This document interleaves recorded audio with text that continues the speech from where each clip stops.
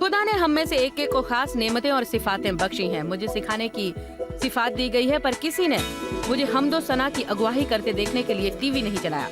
आज आप सीख सकते हैं, आप उस चीज को लेकर बुरा महसूस न करें जो आपको बख्शी नहीं गई हो। आप अपने कारनामों की कद्र अच्छी तरह से कर सकते हैं।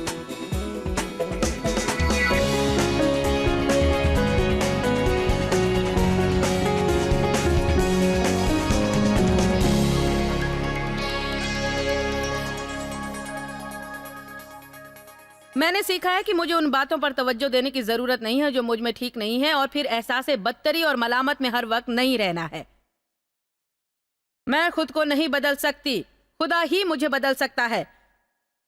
आप खुद को नहीं बदल सकते, सिर्फ खुदा आपको बदल सकता है।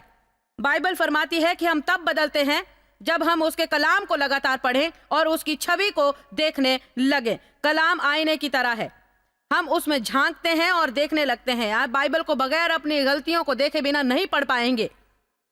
ऐसे नहीं है कि आप बाइबल को पढ़ें और उन बुराइयों को ना देखें जो आप में, तो बेहतर होगा आप तैयार हैं। अगर आप खुदा की खिदमत करेंगे तो आप बाइबल पढ़ेंगे, तब आप उन चीजों को खुद में पाएंगे जो गलत है। जो मसीह के जिस्म का हिस्सा है वो गलत रवैया इसलिए रखते हैं क्योंकि वो बाइबल नहीं पढ़ते हैं, वो चर्च की तिलावत नहीं करते हैं। आपके लिए तिलावत जरूरी है। उम्र भर सीखने वाला बनना होगा आपको बाइबल पढ़नी होगी, आपको बाइबल से जुड़ी किताबें पढ़नी होगी, आपको टेप पर कलाम सुनने होंगे, आपको कलाम में होना जरूरी है। कलाम जब भी आप उसे देखते हैं वो आईने जैसा होता है। अगर मेरे चेहरे पर गर्द है, मैं आधा दिन यूं ही फिरती रहूंगी बगैर ये जाने जब तक आईना ना देखूं। मुझे कतई इल्म नहीं था कि मुझ में क्या खराबी है जब तक मैं कलाम इलाही की तालिबे इल्म नहीं बनी थी। कुछ सालों तक मैं बर्बाद थी। सचमुच मेरी सोच ये थी, कोई इस तरीके से तहस नहस कैसे हो सकता है। हर खुतबा जो सुनती मेरे लिए जरूरी होता, एक भी ऐसा ना होता जिसकी मुझे जरूरत ना होती। पर मैं मलामत और सजा में जो फर्क था वो समझ नहीं पा रही थी। तो हर बार जब मुंह के बारे में मनादी सुनती तो मुझे सजा मिलती और मैं इसे सुधारने का फैसला करती। तो खुदा मुबारक हो, अब से मैं ज्यादा नहीं बोला करूंगी। आपको एक बात यकीनी तौर पर बता देती हूँ, अब से मैं ज्यादा नहीं बोला करूंगी। मैं अपना मुंह बंद रखूंगी। मैंने कसम खा ली, आपसे वादा करती हूँ। तब मैं घर जाकर चुपचाप रहा करती। जिस्म शिद्दत से काम करता वो एक हद से दूसरी हद तक जाता, यहां पर कि ऐसा हाल होता ब्ला ब्ला ब्ला ब्ला ब्ला ब्ला ब्ला ब्ला ब्ला ब्ला ब्ला। खुतबा सुनो, मैं दुरुस्त कर दूंगा।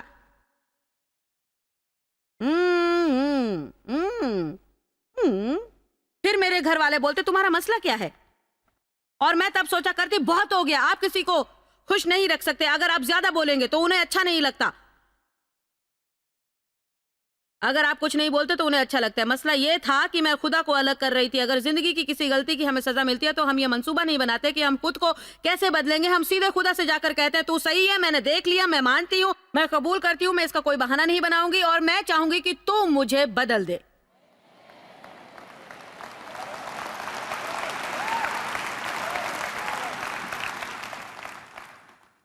पौलुस ने गलातियों की कलीसिया से कहा, ओ तुम बेचारे गरीब बेवकूफ गलातियों, किसने तुम पर सहर किया है?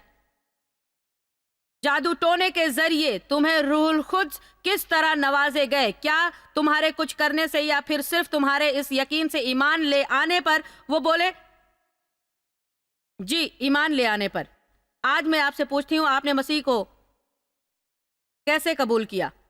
ईमान ले आए, आपने आखिर में सब छोड़ दिया और बोले मैं अपनी मदद नहीं सकता, मेरी मदद कर। पौलुस ने कहा बिल्कुल उसी तरह जैसे आपने मसीह को कबूला था, बिल्कुल इसी तरह आप कामिल बनेंगे।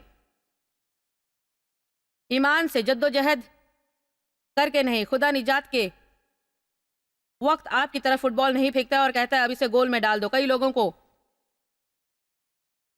मसीह तो हासिल है लेकिन वो अपनी बाकी जिंदगी परेशान हाली में गुजार देते हैं क्योंकि वो जिस जिस्म में कायम रहते हुए उस चीज को लेकर कुछ करना चाहते हैं।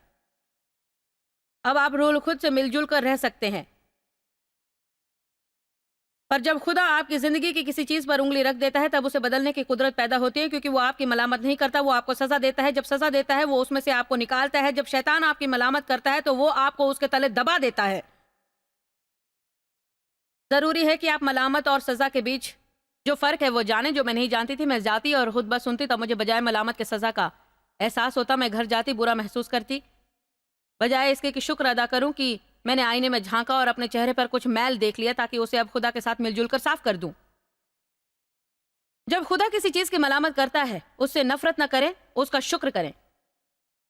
याकूब 4 एक और दो, तुम में लड़ाइयां और झगड़े कहां से आ गए? कहां से आए ये लड़ाइयां और झगड़े? क्या उन ख्वाहिशों से नहीं जो तुम्हारे आज़ा में फसाद करती हैं? ये बाइबल का एक ऐसा बेहतरीन सहीफा है, क्योंकि यहां कहा गया है हर एक इतना खफा क्यों है? वो क्या बात है जो हमें इतना नाराज कर देती है? वो क्या बात है जो हमारा चैन लूटती है? उसने कहा ये उन चीजों की वजह से है जो आप चाहते हैं। दूसरी आयत, तुम हसद करते हो और दूसरों के माल की लालच रखते हो। 10वां अहकाम अशरा है, तुम लालच नहीं रखोगे। आगे कहता है तुम्हें इसकी लालच नहीं करनी चाहिए जो तुम्हारे पड़ोसी के पास है। इसकी एक लंबी फहरिस्त है। तुम्हें उनके मवेशियों की लालच नहीं करनी चाहिए, तुम्हें उनके नौकरों की लालच नहीं करनी चाहिए, उनके घर की लालच नहीं करनी चाहिए। आप अपने पड़ोसी की किसी चीज से लालच न करें। तुम हसद करते हो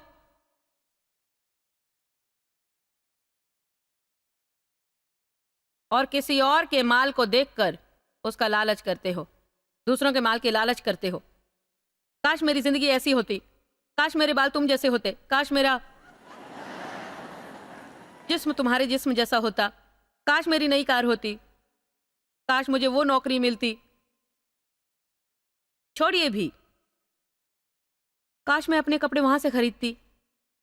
तब हम ऐसा तर्ज अमल इख्तियार कर लेते हैं जब हम दूसरे लोगों से नफरत करने लगते हैं जिनके पास वो है जो हम चाहते हैं। मसला ये है कि ज्यादातर हम वो चाहते हैं जो दूसरों के पास होता है, पर हम वो करना नहीं चाहते जो उन्होंने हासिल करने के लिए किया। आप में से कुछ ये समझ रहे हैं, मुझे आप पसंद हैं, आप रजामंद जो हैं। ठीक कहा ना? मैं चाहती हूँ आप खुश रहें, मैं चाहती हूँ आप उस जिंदगी का लुत्फ उठाएं जिसे देने यीशु शहीद हुए थे। इस सारी बात की बस यही बुनियादी लकीर है।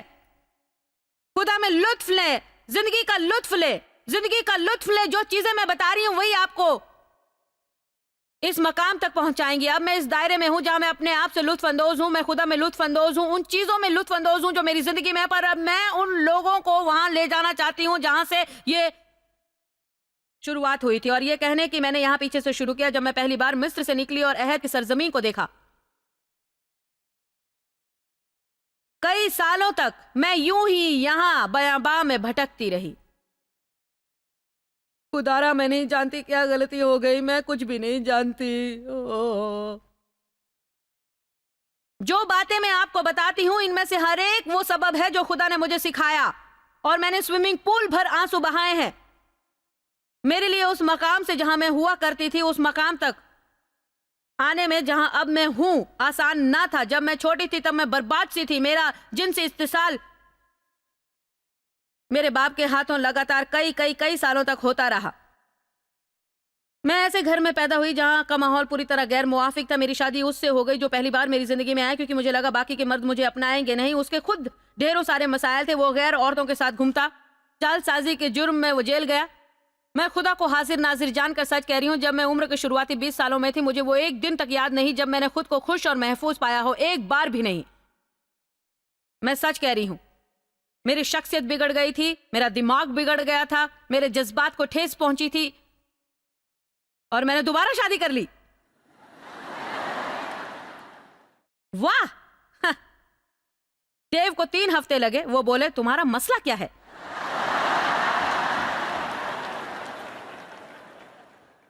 हमारा रिश्ता खुदा की तरफ से जुड़ा था। हम 5 बार मिले, फिर शादी कर ली। देव ने मुझसे मेरा हाथ मांगा। वो बोले मैं चाहता तो उस पहली शाम जब हम मिले थे तुमसे तुम्हारा हाथ मांग लेता, क्योंकि मैं दिल ही दिल में मान चुका था कि तुम मेरी बीवी बनोगे। वो बीवी मांग रहे थे और खुदा से पूछ रहे थे कि कोई ऐसी देना जिसे मदद चाहिए। तो ये रही मैं आपकी दुआओं का जवाब। देव एक बड़े ही पाबंद बॉर्न अगेन रूह से लबरेज मसीही थे, वैसे जैसा कि मेरे लिए चाहिए था। ऐसा शख्स जो प्यार मोहब्बत का चलन क्या है वो जानता था, क्योंकि मुझे बताया गया था मुझसे वो शख्स प्यार करता था जिसने मुझे चोट पहुंचाई थी। मुझे भरोसा नहीं था, मैं शक्की थी। एक बात जो कोई मुझे नहीं कह सकता था, कोई नहीं कह सकता था, जॉयस तुम नहीं जानती मुझे कैसा लगता है, क्योंकि मैं जरूर जानती हूं कि आपको क्या लगता है। और मैं ये बता रही हूं, जो मनादी मैं दे रही हूं तो आपको उस झमेले में से निकालकर अहद की सरजमीन पर ले आऊंगी।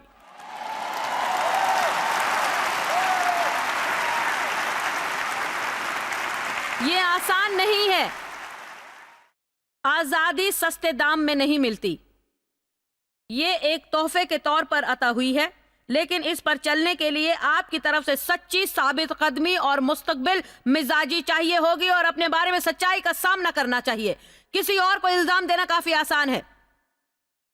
जब हम अपने बारे में जो सच्चाई है उसका सामना करते हैं तो चोट पहुंचती है, पर यह चोट अच्छी है। आजाद होना आसान नहीं है, पर आपको एक चीज बता दूं, ये उम्र भर गुलामी में रहने से तो बेहतर है। एक चीज जो मुझे तब्दीली से ज्यादा खौफजदा करती है और वो है कभी भी तब्दील ना होना। हाँ, मुझे यही चीज जो है सबसे ज्यादा डराती है। सबसे खराब चीज खुदा इस दुनिया में कर सकता है वो ये कि हमें हमारे हाल पर अकेला छोड़ दे। मुझे कितनी खुशी है कि वो मेरे कारोबार में खलल डालता है। उनसे खफा ना हो जो आपको सच्चाई बताते हैं।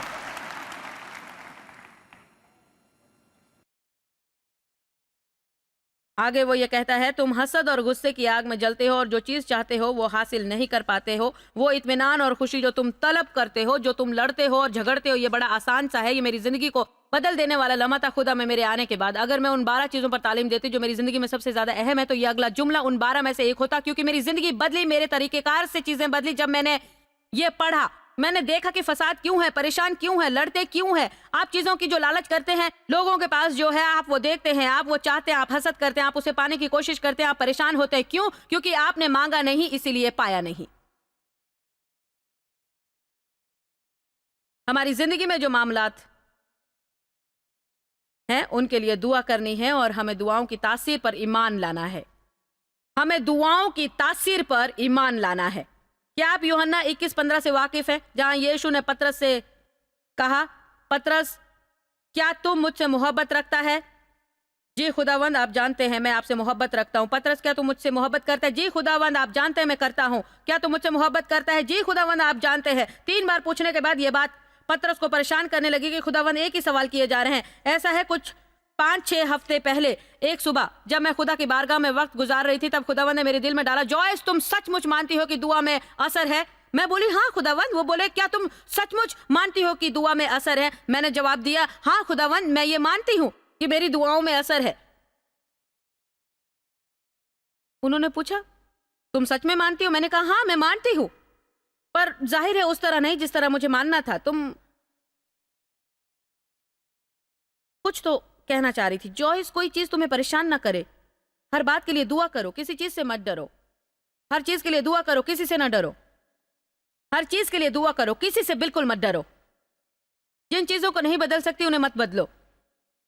दुआ करो, पहले दुआ करो, और अगर मैंने तुम्हें कुछ बताया जाकर पूरा करो, उस पर मस्सा होगा और काम आसान होगा। दुआ करो, दुआ करो, दुआ करो। हर चीज में हिफाजत की पहली दीवार है दुआ। जरूरी नहीं कि दुआ उलझी हुई हो, दुआ करो, उसे आसान रखो। खुदा से कम लफ्जों में वो मांगो जो तुम्हें चाहिए। जरूरी नहीं कि हम खुश बयान बने, हमें खुदा को मुतासर करने की जरूरत नहीं है। हमें सिर्फ दुआ करके मानना है कि दुआ में असर है। बस दुआ करो। तुम्हारे पास नहीं है क्योंकि तुमने मांगा नहीं है। बिल्कुल आसान है ना इसे समझना? आप उसे तब तक नहीं बदल सकते जब तक नसीहत नहीं होती। जब खुदा नसीहत करता है तो तुम्हें इस बात को लेकर मायूस होने की जरूरत नहीं। इब्रानी 12 में कहा है, बेहोश ना हो जब तुम्हें नसीहत मिले, जब वो मलामत करे तो बेदिल ना हो। जिससे खुदावंद मोहब्बत रखता है उसे तंबीह भी करता है। जिससे खुदावंद मोहब्बत रखता है उसे नसीहत भी देता है। उन बातों को लेकर परेशान होना छोड़ दो जो तुम में गलत हैं। खुदा उन लोगों को चुनता है जो दूसरों से हटकर होते हैं।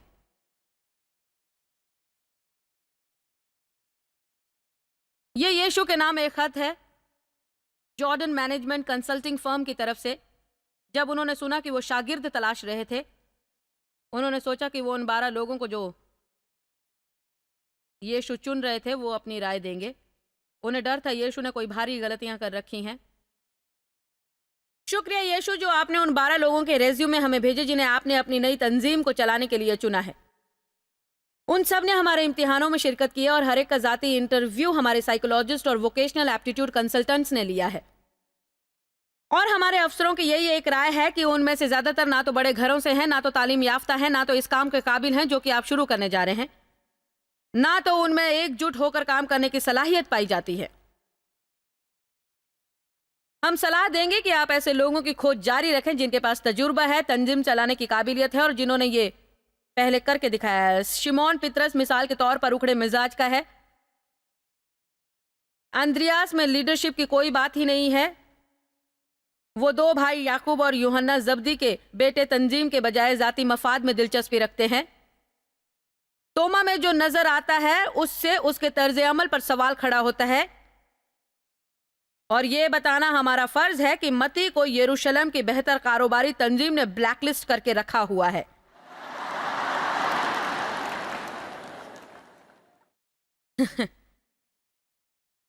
हल्फाई के बेटे याकूब और टड्डी काफी तासुबी मिजाज वाले हैं और दोनों में ऊंचे दर्जे का खफ्तीपन नजर आता है। बस आपका जो एक नुमाइंदा है उसमें काफी तवानाई दिखती है। ये शख्स काबिल और वसाइल याफ्ता है, वो लोगों से सही तरह पेश आता है और तेज कारोबारी दिमाग रखता है, बड़े बड़े लोगों को जानता है, बड़ा जहद तलब, पुरजोश और जिम्मेदार है। उन 12 में से जिस एक को हम तजवीज कर सकते हैं वो है यहूदा। उसे अपना मुनीम और दाएं हाथ का आदमी बनाइए और फिर आप फलेंगे और फूलेंगे, आप तरक्की पाएंगे। आपके इस नए कारोबार के लिए हमारी नेक ख्वाहिशात हैं यीशु। क्या ये अच्छा नहीं कि खुदा दिल देखता है, जिस्म नहीं? यह कितना सही है कि कितने बार लोग उन्हें इंतखाब नहीं करते जिन्हें वो इंतखाब करता है। जानते हैं खुदा क्या चाहता है? मैं चाहती हूं आप इसे समझें। वो चाहता है आप बस आराम करें।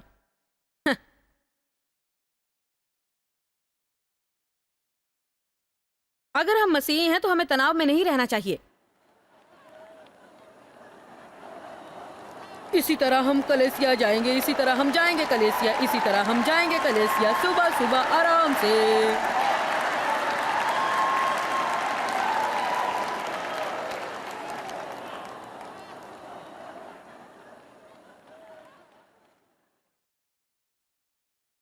प्यार से रहिए। खुदा का साथ सख्त नहीं होता। वो आपसे मोहब्बत रखता है, आप उसके लिए अचंभा नहीं है। वो आपके बारे में इतना कुछ जानता है कि आप कभी भी खड़े होकर ये नहीं जान पाएंगे। ज़बूर 139 में है कि वो हर उस लफ्ज को जानता है जो आपकी जबान ने बोला तक नहीं। तो उस बेवकूफाना बात को लेकर आप परेशान क्यों होते हैं जो आपने आज सुबह कही, जबकि वो पहले से उन सारी 25 बातों को जानता है जो कि आप अभी आने वाले हफ्ते में कहने वाले हैं।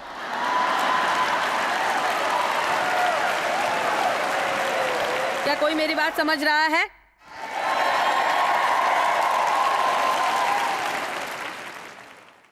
थोड़ी सी सांस लीजिए,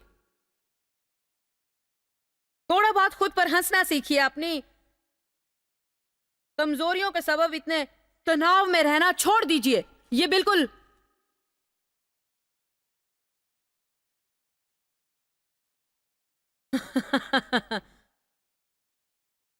गलत है। खुदा में खुश रहिए, उसकी कुर्बत में रहिए, उसके पास जाकर उसे हर बात को सच सच बताइए। उसे बताइए जो वो पहले से जानता है। मैं बर्बाद हूं, मैं नहीं जानती तू मेरा क्या करेगा, पर मैं हाजिर हूं, मैं जो हूं मैं तेरे हवाले करती हूं।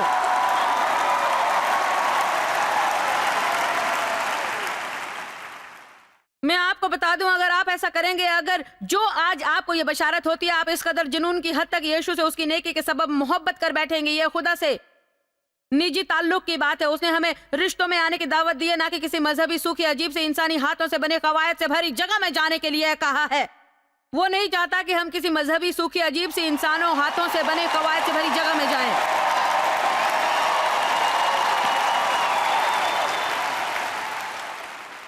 भूलिए नहीं, जो पहला मौजिज़ा यीशु ने किया वो एक जश्न में था। अब हमारे अंदर जश्न मनाने वाली रूह नहीं होनी चाहिए। बाइबल कहाँ कहती है कि हमें घूमना फिरना चाहिए, कामकाज वाला और जिम्मेदार नहीं होना चाहिए, पर आपको लुत्फ उठाना चाहिए और हंसने का मौका ढूंढना चाहिए। आपको आपके आसपास के लोगों में लुत्फ लेना चाहिए। उन पर नुक्ताचीनी करना छोड़िए और हर गलत बात में मीन में को निकालना बंद कर दीजिए। बहनों, बाइबल कहती है औरतों को अपने शौहर में लुत्फ लेना चाहिए। ओ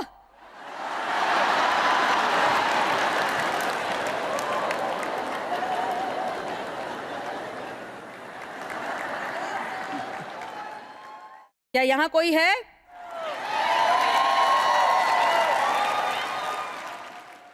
अपने में खुश रहिए, चाहे जहां भी जाइए आप बस आप रहेंगे।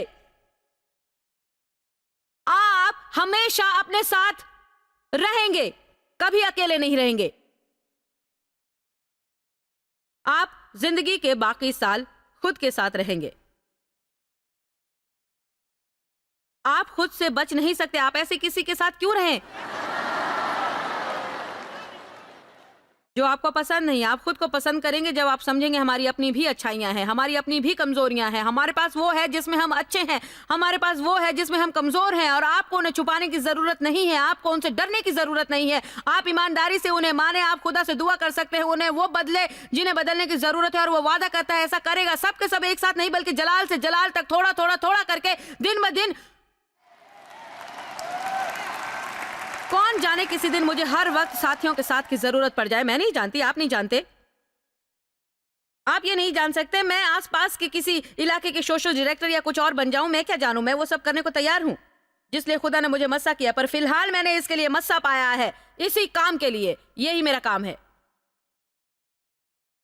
चलिए अपने आप को जोर से दबोचिए। आप में से कुछ ये नहीं कर रहे हैं। चलिए एक छोटा सा बच्चा बन जाइए। सोचिए मुझे जिंदगी से मोहब्बत है, मुझे खुद से मोहब्बत है, मुझे खुद से मोहब्बत है, मुझे खुद से मोहब्बत है। खुद को खुदा के सुपुर्द करती हूं, जो चाहे वो कर ले। और अब मैं आजाद हूं।